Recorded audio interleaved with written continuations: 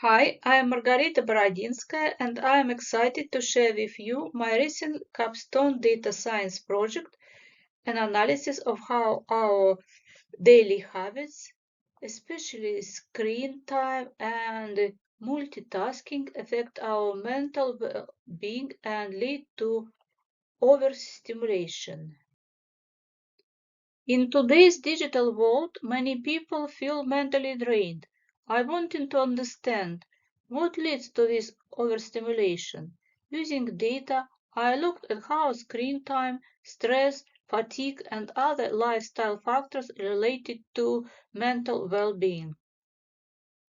My goal was to find patterns in the data and explore how digital habits influence overstimulation. I also wanted to test predictive model and suggest realistic ways to reduce digital fatigue. The data set I used has 20 features, including screen time, sleep, physical activity, and stress. It also includes demographic information like age and gender. It comes from Kaggle and focuses on lifestyle and mental health. I started by cleaning the data, removing missing values and duplicates, checking data types, and ensuring consistency across variables. This helped make the data set reliable for analysis. The next step was exploratory data analysis. Most users in the dataset spend between 4 and 10 hours a day on screens. A few even exceed 12 hours. These high values could be contributing to cognitive fatigue and stress. Sleep duration ranged mostly from 5 to 9 hours. The healthiest patterns were seen around 7 to 8 hours. Extreme values such as very short or very long sleep might be linked to overstimulation. People who multitask reported higher stress levels. The box plot showed more variability and high median stress among multitaskers. This suggested multitasking adds to mental load. High physical activity appeared to reduce overstimulation visually, but statistical tests didn't confirm this effect. Still, exercise is generally linked to improved well-being. Strong correlations were found with screen time, stress, and sleep. Sleep and physical activity showed negative correlation with overstimulation, while multitasking and social media showed positive ones. While the visual analysis showed some interesting patterns, the statistical test told a more cautious story. Many of the trends, like the connection between physical activity and overstimulation, turned out to be not statistically significant. This means we can't confidently say those effects are real in a large population.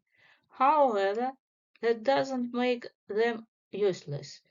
These patterns still helped in feature selection for the machine learning models. It's possible that with a larger sample size or with more nuanced variables, we could uncover stronger, more reliable relationships. So this stage helped me critically evaluate the limits of the data and stay grounded when interpreting results. Data preprocessing before modeling. For modeling, I began with logistic regression. It's a solid baseline method because it's easy to interpret and works well when relationships are linear. The results highlighted the screen time, sleep duration, and stress levels were the strongest predictors of overstimulation. This makes intuitive sense. More screen time and higher stress increase the mental load, while sleep helps recover from it. The logistic model gave me a balanced output with good overall accuracy and it clearly showed how each variable contributes to the prediction. While not the most powerful models, it gave important insight and served as a foundation for more complex algorithms. To take things further, I implemented a neural network model. This algorithm captured more complex nonlinear relationships in the data. The results were impressive. It achieved a recall of 93.5%, which means it correctly identified most individuals with high overstimulation. The F1 score was also strong, showing a good balance between precision and recall. That's especially important when trying to flag people at risk without too many false alarms.